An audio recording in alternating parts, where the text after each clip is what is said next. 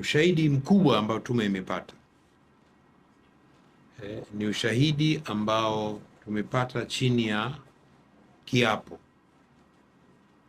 ambayo nitakuja kwenye swali lako la uzito wa ushahidi na kwa nini kiapo. Kwa hiyo mashahidi 553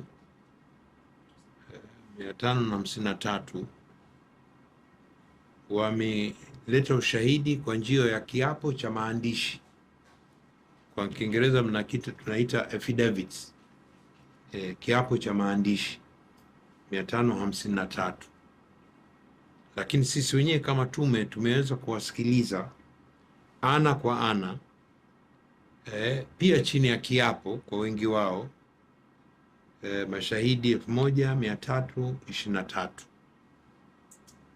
ambao tumewasikiliza ana kwa ana kwenye vikao vya faragha wengine, lakini wengine vikao vya wazi nje, ambao mtu anakula kiapo anasema mimi nitasema ukweli na ukweli mtupu, na anaapa kadri ya dini yake,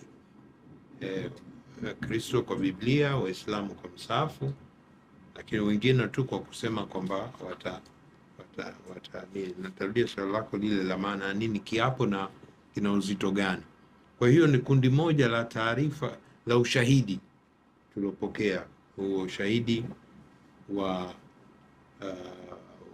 viapo vya maandishi 553 na kuwasikiliza pia chini ya kiapo wengi wao, kikao cha faragha au kikao cha nje 1317.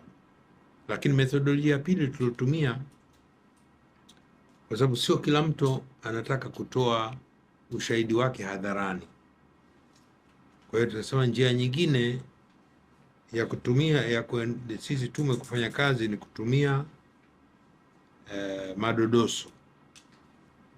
Madodoso kwa Kiingereza questionnaire, unajaza mtu, huna lazima wa kutaja jina lako, utakupa maswali, wewe unajaza chanzo ni nini, sio unajaza unavyotaka, unajaza kadri ya maswali yale, ili utusaidie kujibu hadidu za rejea. Tumeambiwa tuchunguze chanzo ni nini, lengo waloingia kwenye vurugu ni nini, kichocheo kilikuwa ni nini, madhara yalikuwa madhara gani. Kwa haya madodoso tumewapa watu, wameangalia, wamejibu kwenye hayo madodoso, na madodoso ni 4891 kwamba watu wamejaza bila kusema yeye ni nani, na anaeleza anachotaka, uhuru.